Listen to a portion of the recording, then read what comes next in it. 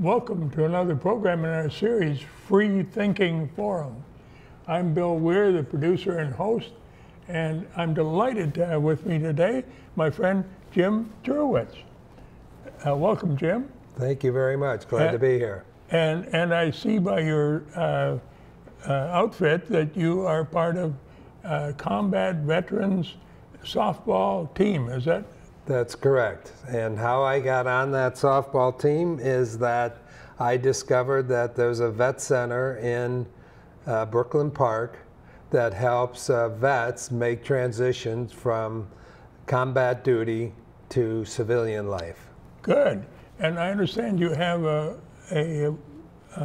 we've done an interview of the director of that. We do. We will get to that in a few moments in the program. Shall we talk first about Trust Vets? Yes. You're a member of that. Yeah, so let me explain that everybody can be involved with a vet. And vets need support and attention, but what the consumer can do, or what the average civilian can do, is to find those businesses that are run by veterans.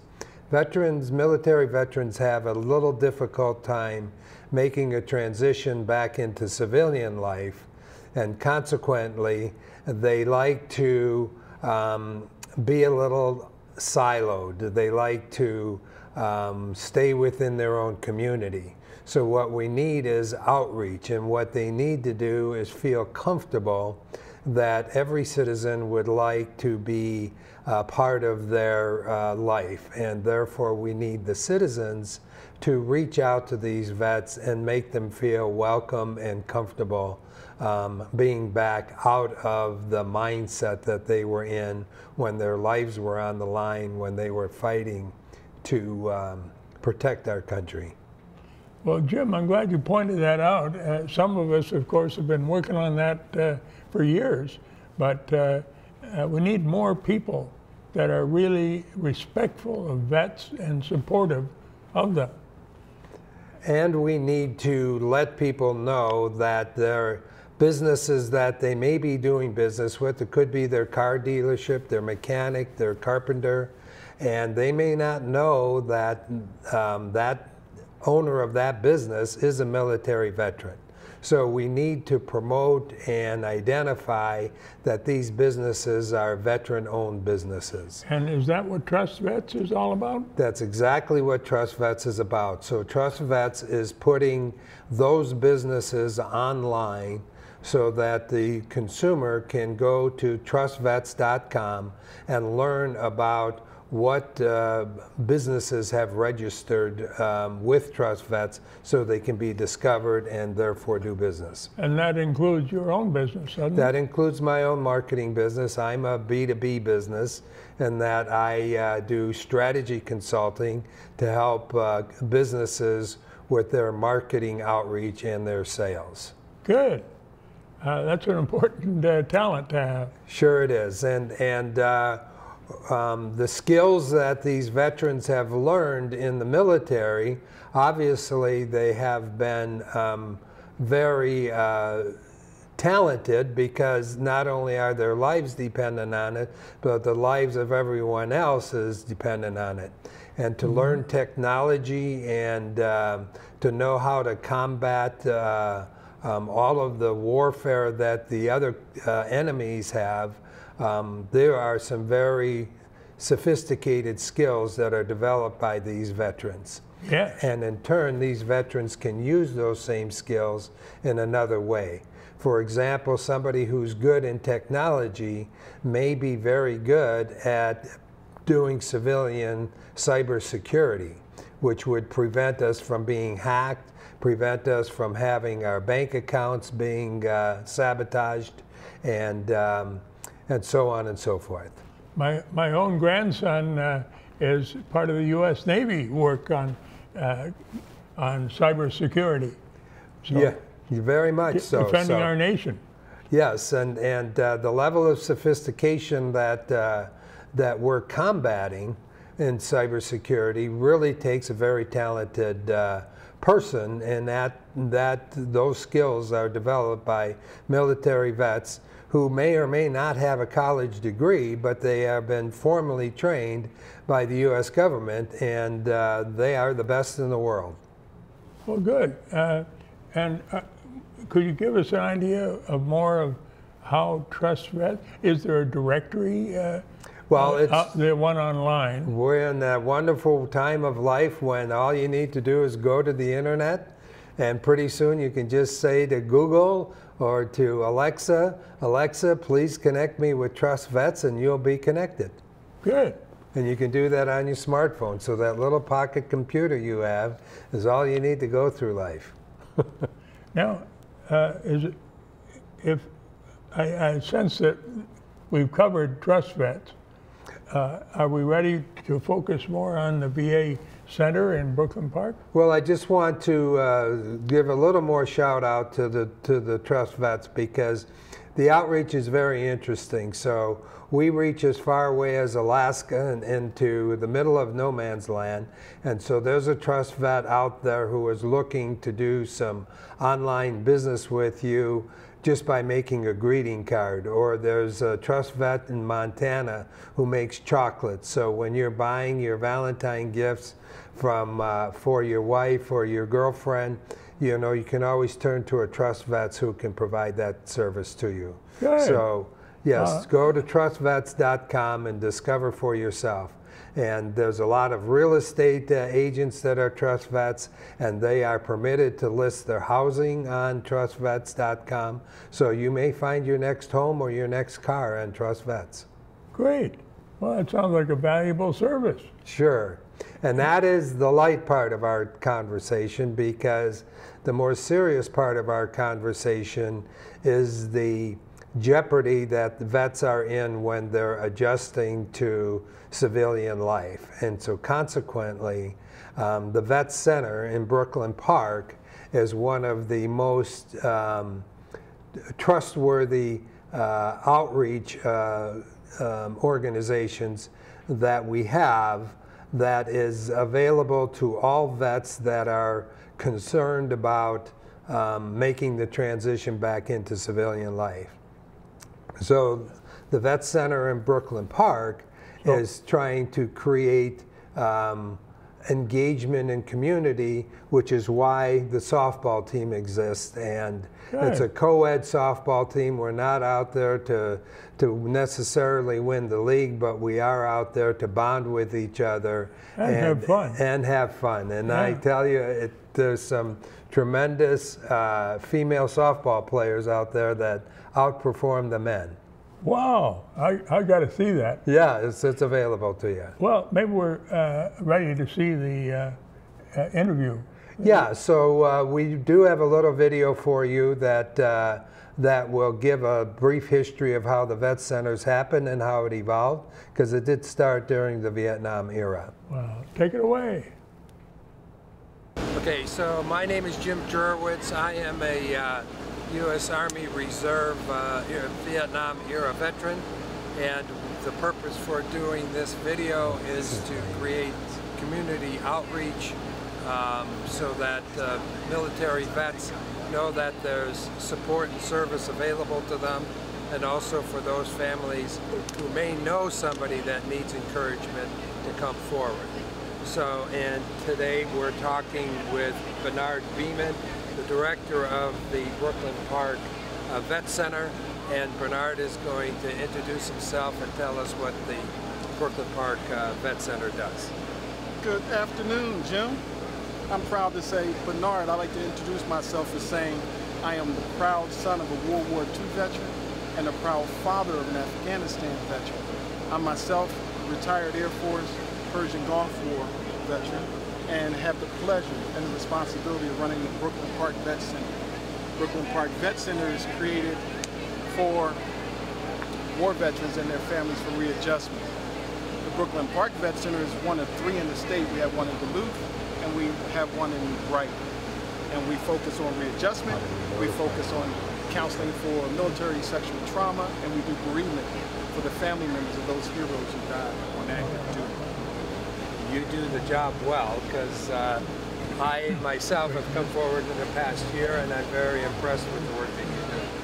Thank you. We pride ourselves in the Department of Veteran Affairs Readjustment Counseling Center to be the tip of the sword, to go out and do outreach to try to find the eligible war veterans who don't normally want to come to the Department of Veteran Affairs for the benefits that they've already earned. You know, so we have an outreach initiative. We have outreach specialists in all vet centers, 300 around the nation, by the way. And they go out to find eligible war veterans, and so we can, you know, help to give them service that they may need. Some can do with benefits, some can do with service connection, some can do with schooling.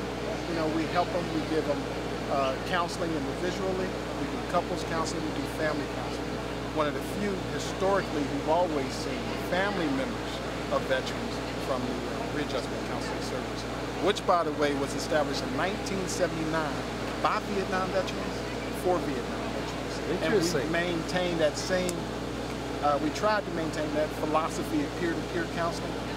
All the staff at the Brooklyn Park Vet Center are war veterans too, so we're eligible for our own services. It's very nice to see that it's gone 360 from when that Vietnam War ended, and how the veterans were treated as to how they're treated today. Yes, so, sir. It is because of the Vietnam veterans who was in positions of authority. I'm thinking particularly about the Honorable Max Cleveland, who was the VA administrator at the time, 1979, you know, under the presidency of Jimmy Carter. Max Cleveland created the Vet Center, him being a Vietnam veteran and a 3-time amputee, distinguished career, and he done some wonderful things with it. And 37 years later, here we are, 37, 38, you can count from, you know, 79.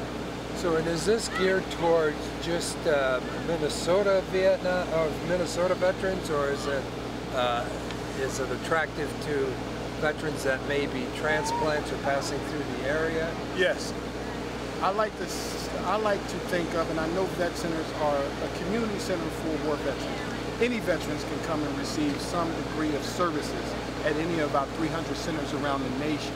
If you're a veteran traveling and you're from the East Coast, you happen to stop by Minnesota on your way going to California, and you want to know what's happening in the community, a vet center is a viable place to come to, because we also have wellness and recreational programs that enhance the life, and it's a good place to stop and meet.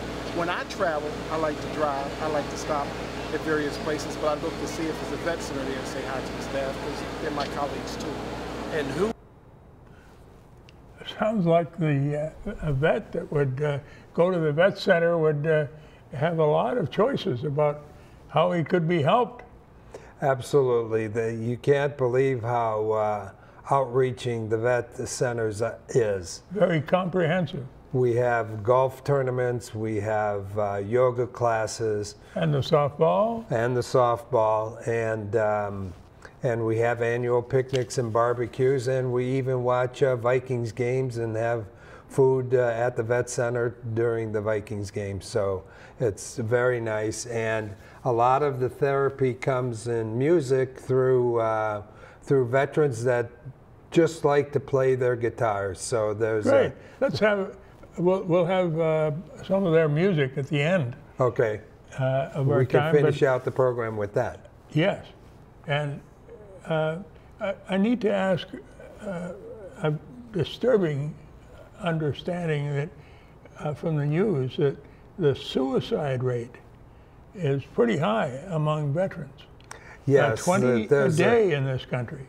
There is a severe problem that when a veteran returns from combat, they're so anxious to get out that they usually skip their orientation or their benefits, and a lot of times they're alone and they're not accountable, and therefore it's hard to find them.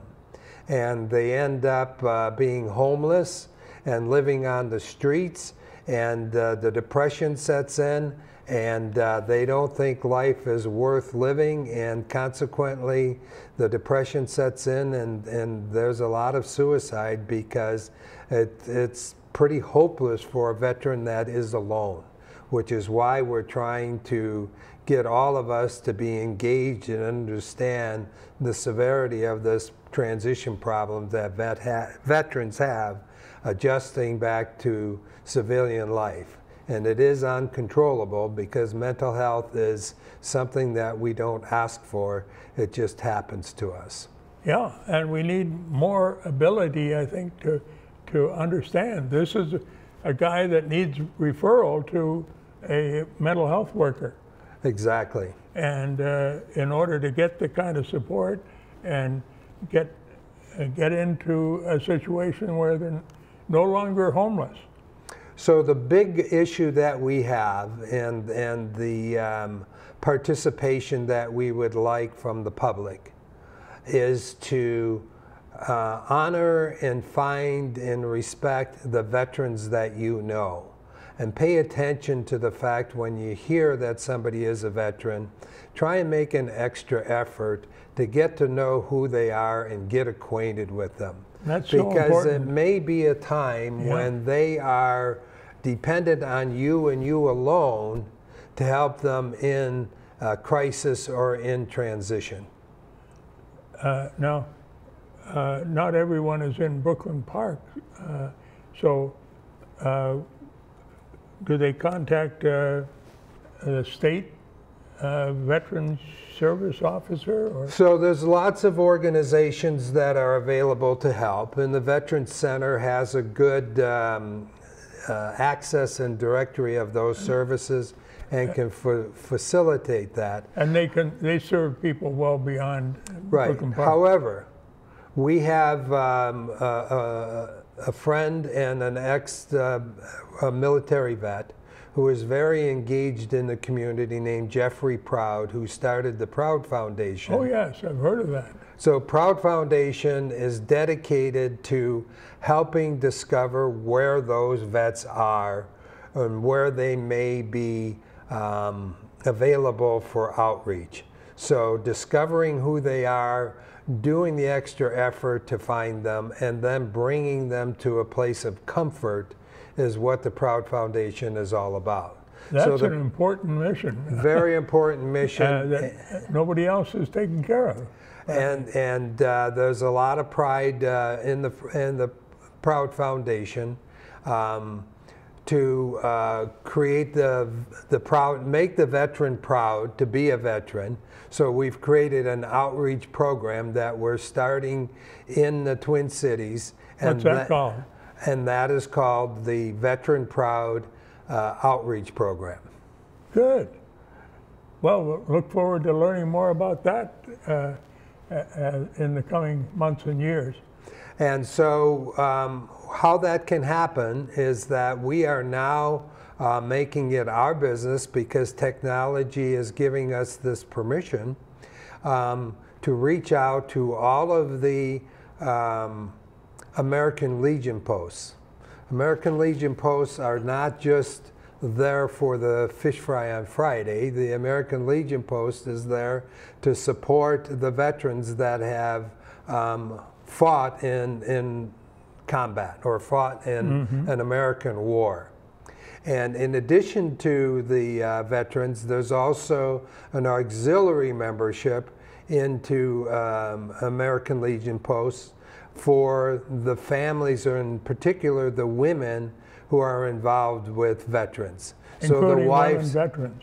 Pardon? Including women veterans. Including women veterans. But somebody who would be in an auxiliary would be a female member of that veteran. Yeah. So it may be his wife, it may be his daughter, it may be his girlfriend, and they can be actively involved in the American Legions. That's important. Get them involved and help them be involved. Right, and some of the American Legions, and there's a lot of them across the United States. I think there's 30,000 of them. Wow. But some of them, and I think there may be 2,500 of them in the state of Minnesota. Really? So there may be an American Legion in your small town. I know one of the Trust Vets members is the marketing person for the American Legion in the city of Buffalo.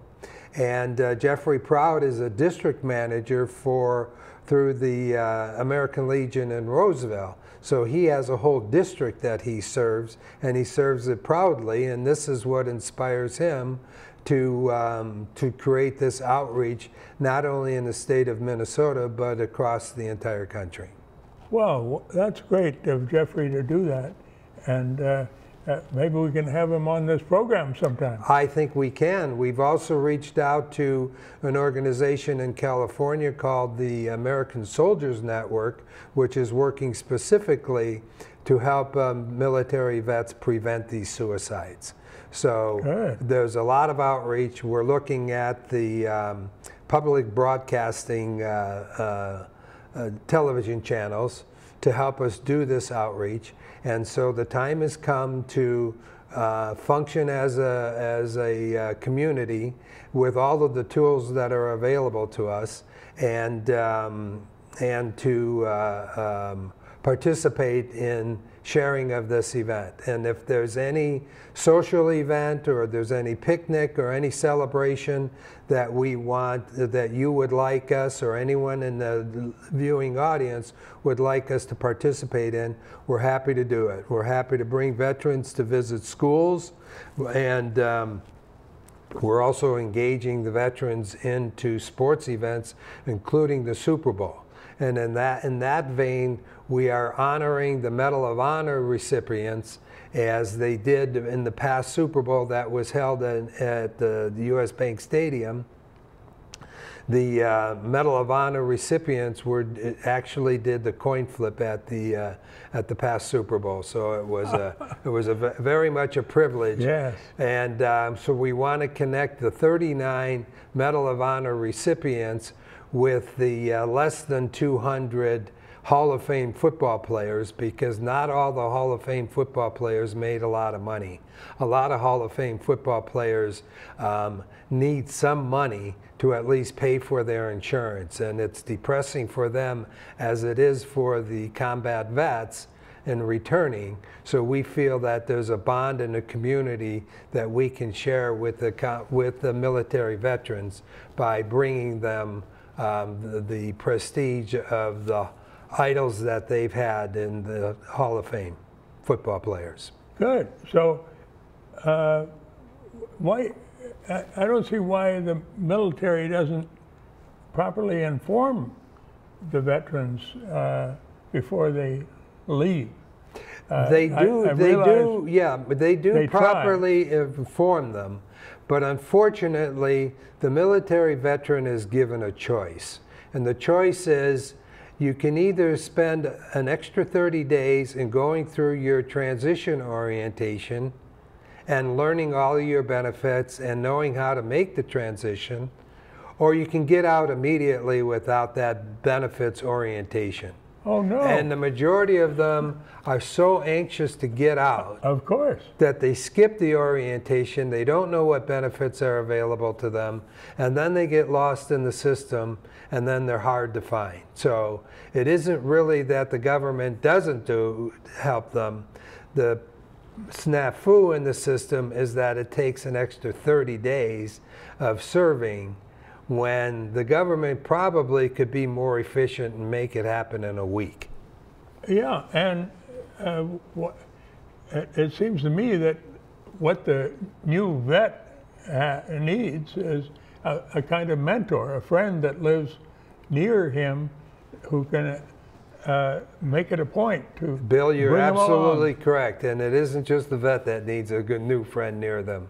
We all need friends near us. Right. We all need to know who our neighbors are. We all need to know how to protect our children. And, you know, we're living in very difficult times when cyber attacks and cybersecurity can put us all in jeopardy. And therefore, you know, there's that saying out there that says, if you see something, say something. And we all need our protection of the people that surround us. Now, did you want to give out any phone numbers, or? Well, if anyone out there is looking for help, or anyone out there knows of a vet that they can help, My suggestion is to get in touch with the Proud Foundation, the Veteran Proud Outreach Program, and call this phone number 612-770-3019. You call that number with any questions or service requests that you have, and we will make sure that you get in touch with we put you in touch with the right people that you need to be in touch with to help and serve your fellow civilian military vets. Good. Now, we promised the users, our viewers, the chance to see the band in operation. Is there anything else you want to say before we go to the band? I want to just tell you that I'm very proud to be sitting here with you and telling this story, and know that this is as touching for me to know that I'm doing something valuable to serve the community. I can see it's very strong feeling that you have about the need to get this done, and you're helping in a big way get it done. Right, and these guitar vets, these veterans that are playing this music, it's therapy for them. It isn't about playing in front of a group at a bar or making money. It's about them coming in on a Saturday, bonding with each other and playing music that they love and letting their emotions come out in music. So if you would do the honors, I would like to finish out the program. We have a couple of minutes left and listen to the closing with the guitar veterans. Okay, take it away, guitar veterans.